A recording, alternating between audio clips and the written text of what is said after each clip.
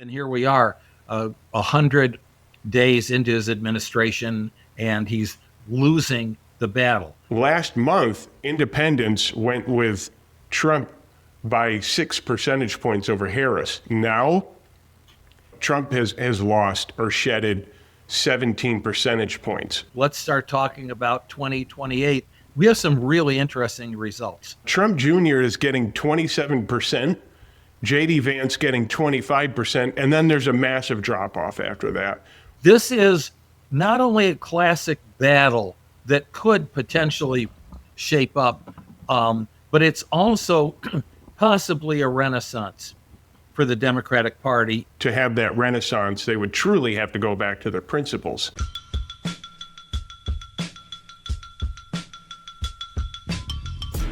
It's Tuesday. It's the 100th day of the second Trump presidency, and this is a special edition of Real Polling in Real Time with Zogby. And we've got a couple of very interesting topics to talk about. How are you doing, Jer? Oh, I'm doing really well. We have some pretty spectacular data.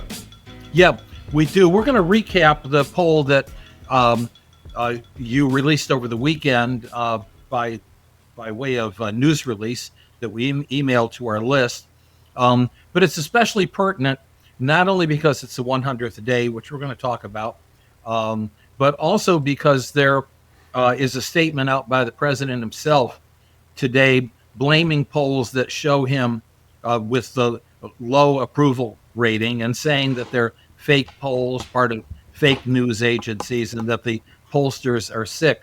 And so when I asked you how you're feeling today, there was a very important issue behind that question. I'm feeling well. I don't feel sick at all. How do you feel? Well, not only do I not feel sick, but I could go before the gatekeepers and expose all of the raw data and show just how honest and accurate this poll is.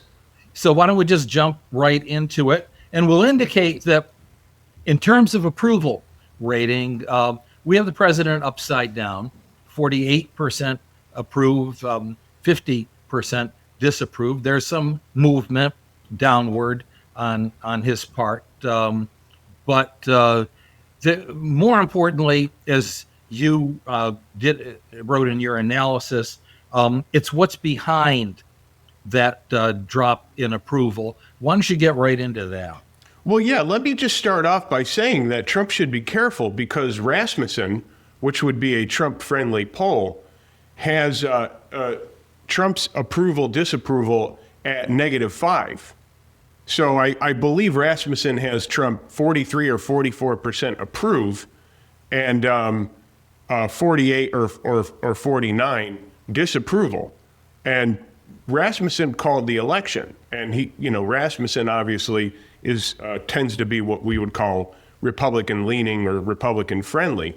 And so what we have is we have him, as you indicated, -2, 48 approve, 50% disapprove. Others have him 39, 40 approve. A lot of this has to do with methodology and weighting. And I'm not going to get into those details, but basically, are these pollsters using the exit polls as the weighting model? And that's a whole other discussion. But without and you further, mean the exit polls from last November? Well, yeah. I mean, yeah. And I know you don't want to get too far into this, but I think it's important that that we are using a model based on those exit polls of 35% of our samples Republican, 31% is Democrat, rest are independent, and we don't see any reason to adjust that these days. So go ahead. I'm sorry. Pretty significantly 34% independent, historic highs. But so what has happened? And here, before I get into the numbers, the thick of it, the easiest way to understand is those independents who represented 34% of the electorate in November, outnumbering Democrats, a first time in modern polling, as I understand, they have swung against the president. Just for historical context, the same thing happened with Biden towards the end of Biden's first 100 days. On Election Day in November 2020, independents went for Biden, And then they had buyer's remorse. We have a similar dynamic happening, I think, on even a larger scale than what happened with Biden. Biden was bleeding independents within the first 100 days. So I'm not going to get into the totality of the numbers here, but independents, and I'm going to do the horse race, not the approval, disapproval. But we matched Trump up against Kamala Harris. I know it's a fictitious head-to-head, but I think it's very telling. It tells us buyer's remorse, and that's important. And last month, independents went with Trump by 6 percentage points over Harris. Now, they have fallen. Trump has lost or shedded 17 percentage points, which means 11% of them have swung from that +6 Trump had in a lead. 11 swung to Harris. Actually, 17 swung to Harris. The same thing with voters in small cities. Now, that's key because a lot of what's driving this disapproval and dissatisfaction with Trump and buyer's remorse is the economy. And what we saw was a stock market meltdown about a week ago where the Dow Jones had a massive collapse, losing over 1,000 points on the Dow. And so a lot of this goes back to the tariff strategy and the uncertainty that it's causing and the anxiety. And voters in small cities are going to be the ones that feel this the most because small cities, they don't have the dynamism of, say, big cities or even suburbs. So when we drill down to Trump's approval on handling the economy, that's where we really find it. And actually, those numbers are 44 approve, 51 disapprove, and on the trade, his policies with trade and tariffs, only 40% approve and 56% disapprove. And a lot of that disapproval is coming from independents and voters in small cities. And I think the reasons for that are pretty obvious. But before I go too far, why don't you weigh in? Well, the 100th day is significant because it marks the end of the honeymoon period. And during the honeymoon period, traditionally, what presidents do is they build upon their victory base. Trump won just under 50% of the popular vote. And this is when presidents move to the center and try to sweep up, centrist, moderate, independent voters to build what we call a governing majority. That's how things used to work. They were changed under George W. Bush and then Barack Obama when the appeal was as much to the hardcore base as you can possibly get. What Trump is doing and has done is appeal vigorously to that base and in many ways either ignore or alienate independents. And it is showing. And it's showing at a very important point in his administration. He's only been in 3 months. This is when there were supposed to be major legislative accomplishments. This is where he was supposed to take advantage of the, quote, mandate that he received and issue executive orders that would hold and be popular. And neither of that's happened. No major pieces of legislation. In fact, a budget passed that is almost the exact opposite of what he had promised. Increase in spending while he's trying to cut government. And then finally, in terms of mandates, those mandates are being challenged by courts and then leading into constitutional issues or confrontations or simple disobedience of courts. And here we are, 100 days into his administration, and he's losing the battle. Now, can he turn it around? I don't know. He seems to end up on the winning side, but right now, that doesn't appear to be the case. And I actually wanted to address that, and that was a perfect segue that I do think he can turn it around because as we've shown that, and by the way, folks should go to johnzogbystrategies.com and go to the news button and click on Insights, or rather, the Insights button and click on News and look at the article, Trump's Dropping Numbers. It's the one that we're talking about. And you can see all these key demographics that are moving away from Trump and the analysis on why. But what I didn't want to touch on in the article was how he could turn it around, because, I don't think that's necessarily our job to put out that information in the articles. But because you brought up the topic, I think that it is very possible, and I think it's really just going to come down to IRS reform. And of course, he has been talking about cutting income tax, and he's been talking about maybe getting rid of it altogether for certain income groups. I don't know what the threshold is. I do seem to believe, I would make a strong case, if Trump were to do that, I do think independents, a large portion of them, would swing back, because nobody wants financial and economic anxiety this early on into an administration. And that could be some good damage control if he were to accomplish that. I'm going to disagree briefly before we move on. And that is that voters, he won. He won those battleground states, and voters may have been making a strike at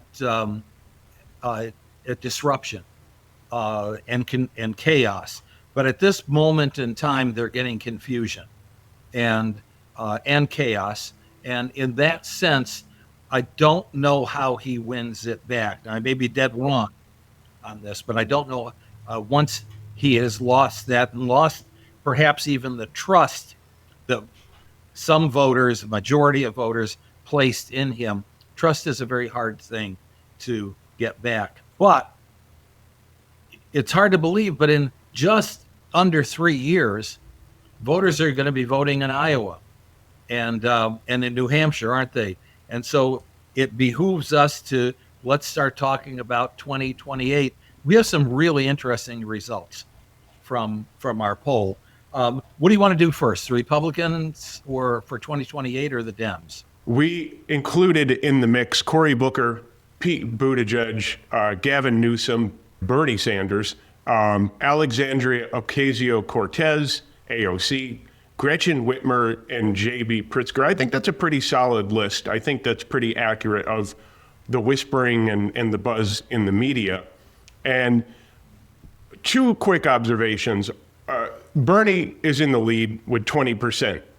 Not by too much, because Pete Buttigieg trails Bernie only by 3 percentage points. Pete Buttigieg comes in at 17%. That's well within the margin of error. Bernie the favorite, Pete Buttigieg a close second favorite. But the next observation in the data is that of these 7 candidates, 5 of them are in double-digit territory, which means they're all within striking distance of each other. And I think the Bernie phenomenon makes sense. He goes back to 2016 and 2020 with wild success. He has the most respect, I think, and credibility in terms of running a really good Democratic primary. But the age issue, I think, points to the fact that he'll probably phase out. And so who arrives on the scene after that is up for grabs. Why don't you tell me what you think? Yeah, and I will say that we did not include Kamala Harris's name, and that's something that is debatable at this point in time. Her focus does appear to be on running for governor to replace Gavin Newsom. But I think what's interesting here is, as you say, there are 5 candidates in double digits and some impressive showings. Obviously, at this point in time, the winner, quote unquote, is the one with the greatest name recognition. And you have to say that that's Sanders. And it's also the fact that Sanders has strong support among a very powerful bloc of Democrats. And that is, of course, the progressive wing. if you add Sanders and AOC together, here they're barnstorming throughout the country, and you have 33% just from those two. That's how powerful their personalities are. That's how powerful the progressive wing is. I think from there, what really intrigues me, though, is both Pete Buttigieg and Cory Booker. Buttigieg doing particularly well among white voters and among moderate voters, perhaps inheriting the mantle of the establishment wing of the party, the moderate wing of the party. And I think he's someone very much to pay close attention to.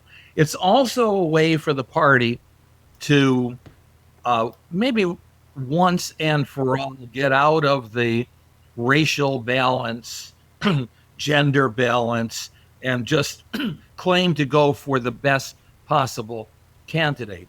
But at the same time, the man who does very well among the whites and moderates is Cory Booker, who adds to that a pretty strong showing among black voters and Hispanic voters. And I'm starting to see things getting very, very interesting here. If this, in fact, is the primary field, on one hand, look for AOC, who'll be about 38 or 39 at that point in time. We show her in polls doing particularly well among voters under 44. That, of course, meaning millennials and Gen Z. She drops off dramatically once you get to voters over 45. And Pete Buttigieg, who does well among voters over 45 and does very well among white voters as well. This is not only a classic battle that could potentially shape up, but it's also possibly a renaissance for the Democratic Party if, number one, they win control of at least the House of Representatives in 2026, and also they use the primaries as the debate that they so sorely need, because right now they are just floating out at sea with no direction whatsoever. Well, I think it's going to take more than a renaissance because unless they get their party platform and issues straight, which were abysmal in 2024, what we're going to see in the midterms, if they are to win, I think likely would just be a rebellion against Republicans. And so to have that renaissance, they would truly have to go back to their principles. But to just one thing before we move on to the Republican playing field is to break out those Democrats and those independents who would vote in the Democratic primary. And looking at Democrats, there's a slim lead among Pete Buttigieg, 18 percentage points, Bernie Sanders, 17. And it's still, you still have two or three others who are in double digits among true Democrats. But among the independents who would vote in the Democratic primary, Bernie's lead over Pete Buttigieg grows to almost 10 percentage points. And so as always, my maxim, my rule of thumb is look to the independents. Right now, Bernie is leading the pack 24, Pete Buttigieg at 16, but we've got a long way to go. Why don't I just quickly, because this one's easy. We don't have as much of a competitive race here among the Republican playing field, but without further ado, Donald Trump Jr. is in the pack, J.D. Vance, Marco Rubio, Robert F. Kennedy Jr., assuming he would. I mean, he kind of has gone Republican, although we don't know what's going to happen with that. Vivek Ramaswamy, Ron DeSantis, and Kristi Noem. These are the people that are constantly in the news on the Republican side. And so today, if the Republican primary were held, Donald Trump Jr. would inch out J.D. Vance.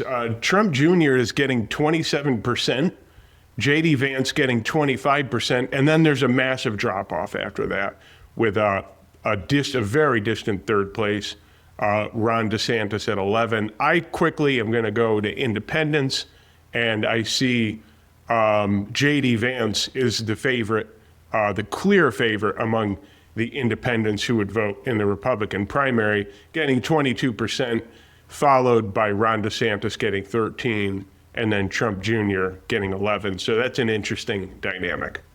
Yeah, it is. This reminds me of 1999 and 2000, where our polling was showing the new governor of Texas. Well, he wasn't so new. George W. Bush leading the pack, and that a considerable number, double digits, of those Republican primary voters who are identifying with George W. Bush were confusing him with his father.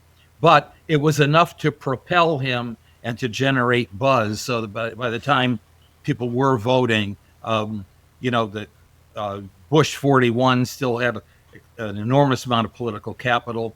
Bush 43 is what he would become, was a popular governor of Texas. But here we go with Trump Jr. I think that's a placeholder for Donald Trump, but I'm particularly struck at the 35% figure that he posts among Republicans, not independents, but among Republicans, followed then by J.D. Vance, 25% overall and 30% among Republicans. That's something for a sitting vice president with all the ink and airtime that J.D. Vance is getting, to still be in a second place or in a close showing with Donald Trump Jr. Now, will any of this materialize? We don't know. We're just taking a barometric reading.